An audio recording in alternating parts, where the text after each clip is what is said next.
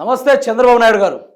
ఇంకా తెలంగాణ రాష్ట్రం మీద మీకు సోయి కానీ తెలంగాణ రాష్ట్రం మీద ఇంకా ఆశలు చావలేనట్టుంది. మీకు ఏమైనా మాట్లాడితే ఎక్కడైనా మాట్లాడితే నేను హైదరాబాద్ని ఇన్కమ్ హబ్గా మార్చిన, తెలంగాణ పరికప్ట ఇన్కంలో ముందు స్థానంలో ఉంచిన, నేను 40 ఏండ్ల కుర్రోడిని, నేను 16 ఏండ్ల యువకుడినని చెప్పేసి మాట్లాడే ఇదే చంద్రబాబు నాయుడు ఈయన ప్రతి క్షణం తెలంగాణ మీద పడి ఏడుస్తూ ఉంటాడు. ఇప్పటికే 12 సంవత్సరాలు అయిపోయింది కదా, తెలంగాణ రాష్ట్రం ఆంధ్రప్రదేశ్ ఏర్పడి 12 సంవత్సరాలు అయిపోయింది కదా. మరి 12 సంవత్సరాల నుంచి ఏ రాజధాని కట్టుకున్నా? మరి నీ రాజధాని ఏంది చంద్రబాబు నాయుడు? మీ రాజధాని ఎందుకు చెప్పగలవా? నీకు తెలంగాణకి ఎప్పుడో ఇడుపు కాగితం అయిపోయింది, విడాకులు అందినాయి. నీ బతుకు నీది, మా బతుకు నాదని చెప్పేసి ఆనాడే తెగొట్టుకున్నారు. మళ్ళీ తెలంగాణ మీద ఎందుకు?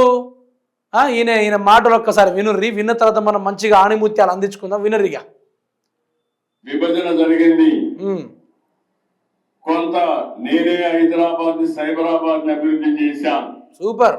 ఈ దేశంలో హైయెస్ట్ తలసరి ఆదాయం ఎక్కడంటే తెలంగాణ రాష్ట్రం. చెప్పడానికి మీకు కూడా కొంచెమైనా సిగ్గుండాలి చంద్రబాబు నాయుడు గారు. ఏం మాట్లాడుతున్నారండి మీరు? మాట్లాడే మాటలు ఏందండి అది? తలసరి ఆదాయం తెలంగాణ పరికప్ట ఇన్కంలో హై లెవెల్లో ఉందని మాకు తెలుసు, కానీ మీరు ఉన్న హయాంలో కాదు అది. అది కేసీఆర్ గారి హయాంలో మీకు ఆధారాలతో సహా వినిపించే కార్యక్రమాలు చేస్తాం. వినుర్రి ఒకసారి. కారణం ఏంటంటే సైబరాబాద్ నగరం అది నాలెడ్జ్ ఎకానమీకి కేంద్రంగా తయారైంది. అదే సమయంలో విభజన జరిగిన తర్వాత నేను ఎప్పుడు ఆలోచించేవాడిని, నేను చేసిన ఒక నగరం తెలంగాణకి వెళ్ళింది, మంచిది, అక్కడ వాళ్ళు బాగుపడ్డారు, ఇక్కడుండే వాళ్ళని కూడా బాగు చేయాలి, వారితో సమానంగా పైకి తేవాలన్నది నా జీవిత ఆశయమని మరొక్కసారి మీ అందరికి విజ్ఞప్తి చేస్తున్నా. అందుకే ఎప్పుడు ఆలోచించినా 24 గంటలు అదే ఆలోచిస్తా ఉంటాను. చూసిర్రా, 24 గంటలు అదే ఆలోచిస్తూ ఉంటాడు చంద్రబాబు నాయుడు. అయితే ఈ పెరికప్టా ఇన్కమ్ గురించి ఆయన మాట్లాడే మాటలు, ఆయన తెలివికి ఇక ఏం చెప్పుకుందాం. కానీ ఈ మధ్యకాలంలో ఆయనకు మళ్ళీ తెలంగాణ మీద మెల్లమెల్లగా ఆశలు పడుతున్నాయి. ఆశకు తగ్గట్టుగా రేవంత్ రెడ్డి జెండా ఊపుతా ఉన్నాడు. రండి మనదే ఇది, అవసరమైతే తెలంగాణను తీసుకెళ్ళి మళ్ళీ ఆంధ్రలో కలుపుదామని చెప్పేసి వీళ్ళు మంచి ప్లానే చేస్తున్నారు, అది అందరికీ తెలిసిందే. అయితే నేనేమంటున్నా అంటే, ఇప్పుడు అది ఒక నాలెడ్జ్ ఇన్కమ్ అని చెప్పేసి మాట్లాడుతూ ఉన్నాడు. నేనేమంటున్నా, ఇది ఈనాడు ఏబిఎన్ టీవీ5ల కాలం కాదు. ఇప్పుడు ఈయన వెనకాల టీవీ పనిచేస్తూ ఉంటుంది. టీవీ5, ఏబిఎన్, ఈనాడు, ఇక మిగతా కొన్ని సోషల్ మీడియా బ్యాచ్ని స్వతహాగా తయారు చేసుకొని డబ్బాలు కొట్టించే కార్యక్రమాలు చేస్తూ ఉన్నాడు. ఒక ఆడబిడ్డ జీవితాన్ని నాశనం చేసాడు ప్రశ్న రావణని చెప్పేసి వాళ్ళ మధ్యలో ఏదో ఏఐ వీడియోని జనరేట్ చేసి ఆ మహాన్యూసోడు బాగా రాత్రి పగలు తిప్పిండు. దాన్ని నాకు అనిపించింది చెప్పొద్దు, కానీ ఎంత దరిద్రులు అంటే వాళ్ళని అసలు వీళ్ళు జర్నలిస్టులు అనిపిస్తుంది నాకు కొన్ని సందర్భాల్లో. యూట్యూబ్ ఛానల్ నడుపుకునే వాళ్ళు జర్నలిస్టులు కాదట. వాళ్ళు ఒక మహిళను పట్టుకొని విచ్చలుడిగా ఓ న్యూస్ ఛానల్ వేస్తూ ఉంటే వాళ్ళది జర్నలిజం అయిందట. వాళ్ళు తరాజులు పట్టుకొని కింద జోకుడు ఒక్కటే తక్కువ వాళ్ళది, మిగతాది అన్ని చేసిర్రు. వాళ్ళు జర్నలిస్టులట. సరే, వాళ్ళు ఎటన తగలబడని ఇవ్వండి, మనకు అవసరం లేదు, మనకు సంబంధం లేని ముచ్చట అది. నేనేమంటున్నా, చంద్రబాబు నాయుడు గారు, మీరు ఆంధ్రలో నడిపినట్టు నడవడం కుదరదండి. మీరు ఆంధ్రలో చెలాయిస్తున్న పెత్తనం కుదరదండి. మీ మీద ఏదో మాట్లాడితే ఈ మధ్యలో పోలీసులు తెలంగాణకు వచ్చి పట్టుకుపోతుర్రట, అది కూడా మేము బాగా విన్నాం. చేస్తున్నారు, మీ పెత్తనాలు తెలంగాణ మీద జరుగుతూ ఉన్నాయి. మీ యొక్క గాలులు కూడా తెలంగాణ మీద వీస్తున్నట్టు కూడా మాకు కూడా అనిపించింది. ఈ తెలంగాణకు సంబంధించిన ప్రాంతీయవాది అనేటోడు లేడు ప్రస్తుతానికి. ప్రాంతీయవాది అనే ముచ్చడిక లేదు. తెలంగాణకు అన్యాయం లేదు, అవసరం లేదు, కానీ మాకు ఆ రేవంత్ రెడ్డే కావాలని చెప్పేసి కోరుకునే రాజ్యం వచ్చేసింది. సరే, తెలంగాణను కొసదాకా కాపాడుకునే కార్యక్రమం వంతులో మా యూట్యూబ్ ఛానల్లో కొంత తెలంగాణ ప్రాంతీయవాదులు ఉన్నారు. మా తెలంగాణ ప్రాంతీయవాదుల జోలికి వచ్చిన, మా తెలంగాణ గురించి ఎవరైనా మాట్లాడినా, మా తెలంగాణ గురించి పదే ఆలోచించినా కూడా అప్పుడు మేము యాక్టివ్ మోడ్ అవుతాం చాలా వరకు. ఇప్పుడు చంద్రబాబు నాయుడు గారు మాట్లాడే మాటల పరంగా నేను ఒక్కడే క్వశ్చన్ ఇస్తున్నా. చంద్రబాబు నాయుడు, మీరు దగ్గర 15 సంవత్సరాలు 20 సంవత్సరాలుగా ఏపీలో రాజకీయాలు చేస్తుంటారు. ఆ ఏపీ రాజకీయాలు చేస్తే అట్లీస్ట్ మీకు అమరావతిని రాజధానిగా తీర్చిదిద్దే సోయలేదా మీకు అడుగుతున్నా. ఈ రోజు మీరు మాట్లాడుతూ ఉన్నారు, మేము ఆ ప్రాజెక్టులు కట్టినాం, ఈ ప్రాజెక్టులు కట్టినాం. తెలంగాణ రాష్ట్రంలో కేంద్ర నిధులతో సహాయం లేకుండా, కేంద్ర నిధులతో సంబంధం లేకుండా కేంద్ర ప్రధానమంత్రితో సంబంధం లేకుండా తెలంగాణ వ్యవస్థని మొలిపించిన మొనగాడు కేసీఆర్ అని మేము గొప్పగా చెప్పుకుంటాం. బికాస్ ఆఫ్ మాకంటూ ఈరోజు రైట్స్ వచ్చినాయి. ఈరోజు మేము ఒకరిని ప్రశ్నిస్తున్నామన్నా, ఈరోజు మాకంటూ కొన్ని కుర్చీలున్నా వాటిని పెట్టింది మాత్రం కేసీఆర్. మేమని గల్లా ఎగరేసుకొని బాధ్యతగా చెప్తాం. ఇదే చంద్రబాబు నాయుడు కనుక తెలంగాణ రాష్ట్రం ఏర్పాటు చేయలేకుండా సమైక్యాంధ్రలో ఉండుంటే మాత్రము మా బతుకులు ఎట్లా ఉండేటియో మాకు తెలుసు. నువ్వు మళ్ళీ తెలంగాణ మీద ఆశలు చెల్లుతా ఉంటే చూస్తూ ఊరుకుంటా? ఏం మాట్లాడుతున్నావు? నేను అభివృద్ధి చేసిన, నేను సాగదీసిన నీ కథ ఇప్పుడు ఇప్పుతా చూడిగా. ఏమంటాడు ఈ మనిషి? అప్పుడంటే సోషల్ మీడియా లేదు కాబట్టి ఆ డబ్బా పత్రికల్లో డబ్బా కొట్టిండ్రు. అప్పుడు రాధాకృష్ణ పట్టుకొని రోతరాతలు రాయించినావు కదా, అట్లా నడవదు.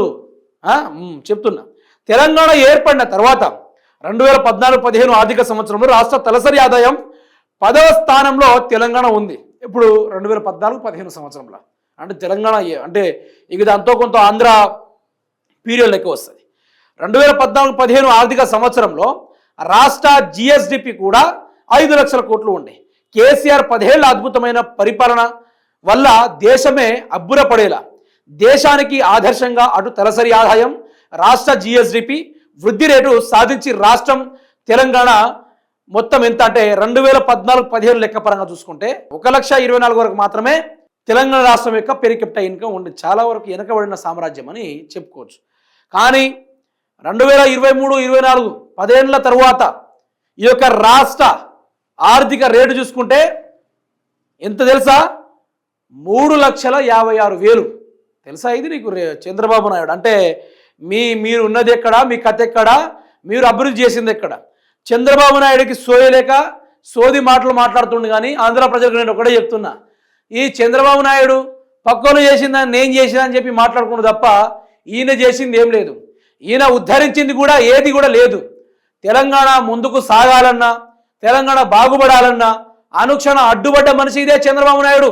ఈరోజు ఆంధ్రాను పరిపాలించే దమ్ము లేక, ఈరోజు ఆంధ్ర పరిపాలన సరిగ్గా చక్కదిద్దే తెలివి లేక, ఈరోజు కేంద్ర నిధులు వస్తూ ఉంటే దాన్ని దాచిపెట్టుకుంటున్నాడా లేకుంటే దోచుకుంటున్నాడా తెలియని సిచ్యువేషన్లో చంద్రబాబు నాయుడు మాట్లాడుతుండ్రు. కానీ ఈరోజు వాళ్ళ ఆంధ్రాలో జరుగుతున్న అన్యాయాల గురించి ఎవరైనా బయట పెడితే కథం వాళ్ళ మీద కేసు పెడతా ఉన్నాడు. ఎన్ని గుండెలు నీకు చంద్రబాబు నాయుడు? తెలంగాణ మీద రాజకీయాలు చేయడానికి ఎన్ని గుండెలు నీకు అని చెప్పేసి మా తెలంగాణ సమాజం ఈరోజు అడుగుతా ఉంది. ఇంకొకసారి నువ్వు హైదరాబాద్ గురించి కానీ తెలంగాణ గురించి కానీ మాట్లాడే హక్కు నీకు లేదు. నువ్వు తెలంగాణ ద్రోహివి, తెలంగాణ రాష్ట్ర ప్రజల ప్రాణాలు పొట్టన పెట్టుకున్న మనిషివి. అట్లాంటప్పుడు తెలంగాణ గురించి మాట్లాడే హక్కులు ఎప్పుడో కోలుకుపోయినావు చంద్రబాబు నాయుడు గారు. నీకు దమ్ముంటే నువ్వు ఒక్కడే చేయి, నీ అమరావతిని నువ్వు బిల్డ్ చేసుకో.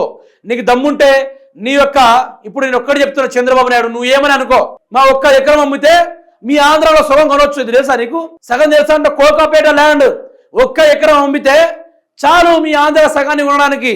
సరిపోదా అని అడుగుతున్నా.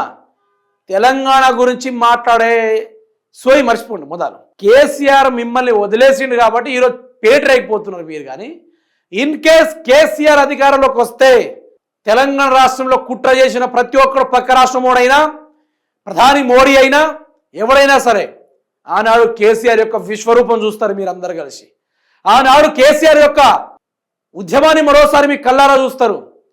కేసీఆర్ ఊచకోత ఏ విధంగా ఉంటుంది, కేసీఆర్ చేపట్టిన కార్యక్రమాలు ఎట్లా ఉంటాయి, తెలంగాణ ప్రాంతీయవాది జోలికి వస్తే ఏ విధంగా ఉంటుందో ఆనాడు మీరు చూద్దరు. అప్పటిదాకా ఓపిక చేసుకొని ఉండుండ్రి. మరి మీరు ఉంటారో ఊసిపోతారో కూడా తెలియని పరిస్థితి. మీరు అప్పుడు ఆంధ్రలో కూడా జగన్మోహన్ రెడ్డి గెలవచ్చు మేబీ. ఆయన కూడా మంచి క్రేజ్ ఉంది. చంద్రబాబు నాయుడు గారిని ఎవరైనా క్వశ్చన్ చేసినట బెదిరించేసి 3rd డిగ్రీ వేయిస్తా ఉన్నారట వాళ్ళ యొక్క ప్రజల వాళ్ళ నియోజకవర్గంలో. ఇన్ కేస్ అక్కడ కూడా జగన్మోహన్ రెడ్డి గారి యొక్క అధికారంలోకి వస్తే చంద్రబాబు నాయుడు గారి యొక్క ఆటలన్నీ బంద్ అవుతాయి. ఆ విషయాన్ని కూడా మనం చెప్పలేనంత ఘోరంగా అయిపోతుంది పరిస్థితి. తెలంగాణ వ్యవస్థ బాగుపడాలన్నా, తెలంగాణ ముందు కదలాలన్నా ఇట్లాంటి వాళ్ళు దూరంగా ఉండాలి మొదలుగా అయితే.